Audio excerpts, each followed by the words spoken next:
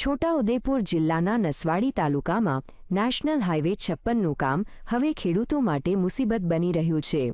નસવાડીના ધામસિયાથી ગોધામ વચ્ચે national હાઇવેના વિસ્તૃતીકરણમાં protection wall ખેડૂતો માટે દિવાલ બનીને ઊભી રહી છે। ખેતરમાં જવાના રસ્તા બંધ થતાં ખેડૂતો આક્રમક મૂડમાં છે। નસવાડી તાલુકાના ધામસિયાથી જબુગામ સુધી નેશનલ હાઇવે 56ને 4 લેન બનાવવાની કામગીરી પૂરજોશમાં ચાલી રહી છે। આ કામગીરી દરમિયાન ખેડૂતોનો પરંપરાગત રસ્તો બંધ કરી દેવાતા ખેડૂતો મુશ્કેલીમાં મુકાયા છે। ખેતરના એક છેડે હાઇવેની પ્રોટેક્શન વોલ ચણી દેવાઈ તો બીજા છેડે કેનાલ આવેલી છે।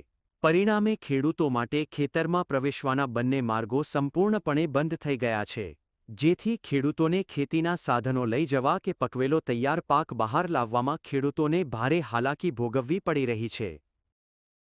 તસવીરોમાં જોઈ રહ્યા છો, આ ખેતરોની બાજુમાં જ પ્રોટેક્શન વોલ બનાવવામાં આવી છે। તેમાં ખેડૂતને ખેતરમાં જવાનો રસ્તો રાખવામાં નથી આવ્યો। હાલ તો ખેડૂતો જે છે તેઓને વાવણી કરવા માટે અને અન્ય કામગીરી માટે ખેતરમાં જવા માટે રસ્તો ના હોવાથી ખેડૂતો મુશ્કેલીમાં મુકાયા છે। હાલ પ્રોટેક્શન વોલ એવી રીતના બનાવવામાં આવી છે કે ખેડૂતને ના તો જવા માટેનો કોઈ રસ્તો આપવામાં આવ્યો છે। નેશનલ હાઇવે વિભાગના અધિકારીઓએ એક તો ખેડૂતોની જમીનો એક્વાયર કરીને બીજી તરફથી તેઓને ખેતરમાં જવાનો રસ્તો પણ ના છોડ્યો, ત્યારે અહીંયા લોકોમાં રોષ જોવા મળી રહ્યો છે।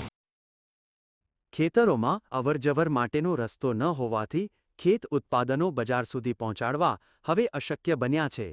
ખેડૂતોનો આક્ષેપ છે કે હાઇવે માટે જમીન સંપાદન કર્યા બાદ તંત્ર દ્વારા તેમની પાયાની જરૂરિયાતોને અવગણવામાં આવી છે। અધિકારીઓએ ખેડૂતોની મુશ્કેલીઓનો અંદાજ મેળવ્યા વગર જ દિવાલ ઊભી કરી દીધી હોવાનો રોષ જોવા મળી રહ્યો છે।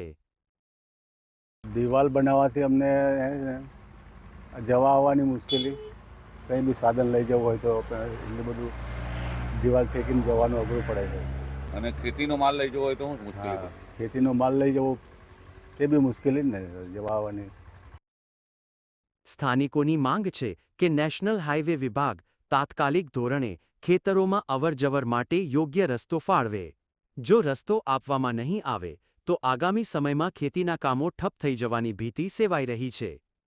રફીક ડણીવાલા, GSTV, છોટાઉદેપુર।